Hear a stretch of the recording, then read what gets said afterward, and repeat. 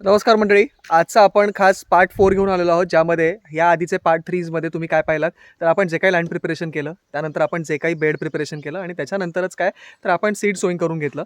आज जवळजवळ त्याला 10 ते 12 दिवस झालेले आहेत आणि आपण आत्ताचं काय स्टेटस आहे ते समजून घेणार आहोत.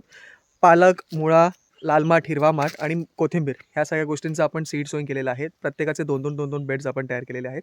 त्या व्यतिरिक्त नवीन तुम्हाला थोडंसं रुजलेलं दिसतंय. आम्ही 5 दिवसानंतर नेक्स्ट बेड प्रिपेअर केला, तो म्हणजे रोपं तयार करण्यासाठी. तर ती रोपं कसली तयार केली आहेत ते सगळं समजून घेऊ. तर पहिलं जो काही बेड तुम्हाला हिरवं दिसतोय, थोडंसं डार्क ग्रीन दिसतंय, ती आहे आपली गावठी कोथिंबीर.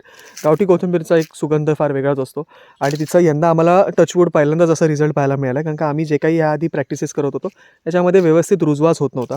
हे सगळं झाल्यानंतरच आपण पुढे जे काही पुढचे बेड्स बघत असाल तर ते आहे पालक. पालक देखील छान रुजवा झालेला आहे आणि सरळ लाईनीमध्ये पेरल्या कारणामुळे तुम्ही पाहिलं असाल व्यवस्थित म्हणजे सगळीकडे ओव्हरऑल ग्रोथ दिसते. काही ठिकाणी लेट रुजवा दिसत आहे, परंतु ते देखील पुढे मागे नीट होईलच. त्याच्यानंतरच हा सगळा मुळा आहे.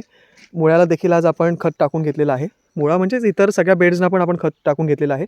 खत कुठलं टाकलं आहे तर गांडूळ खत टाकलेलं आहे. त्याच्यानंतर आपण आता जीवामृत जे आपल्याकडे बनतं त्याचं देखील स्लरी सोडणार आहोत या बेड्समध्ये.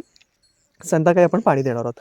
या ठिकाणी हिरवा माठ पेरला होता, ते थोडंसं आमच्याकडे प्रॉब्लेम झाला, कारण का हिरवा माठ घट्ट पेरला गेला माझ्याकडनं आणि त्यामुळे थोडंसं इथे तुम्हाला घट्ट दाट अशी भाजी तिथं दिसत असेल.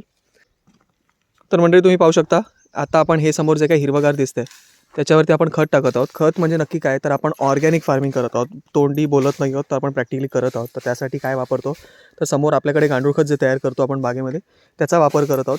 त्यासोबतच ड्रममध्ये आपण जीवामृत तयार केलं आहे. त्याच्यानंतर आपण याच्यावरती काय म्हणतात झारीच्या मदतीने टाकणारच आहोत, ओतणारच आहोत. परंतु हे जे काही आता रुजलेलं तुम्हाला दिसतंय तर ऑर्गॅनिक फार्मिंग जे काही करत असतात, प्रॅक्टिसेस आपण करत असतो, ते तुमच्यापर्यंत आम्ही या व्हिडिओद्वारे पोहोचवत आहोतच. परंतु ह्या सगळ्या गोष्टींचा पण अंदाज असणं फार गरजेचं आहे, की जी काही आपण पेरलेली भाजी आहे तिला वेळेत सगळं खत पाणी देणं तेवढंच गरजेचं आहे. तर दुसरीकडे आपल्याला हा सगळा जो काही बेड्स आपण एकीकडे एम्प्टी ठेवलेला आहे, त्या एरियामध्ये देखील आपल्याला नवीन सीड सोईंग करायचं आहे. हेतू आपला असाच होता, आपलं प्लॅनिंग असंच होतं, की हे जेव्हा 50% रेडी होईल आणि within the next 15-20 days harvest व्हायला सुरू होईल, तोपर्यंत इथे रुजवा झालेला असणार आहे आणि रोलिंगमध्ये आपण पालेभाजी ठेवू शकतो.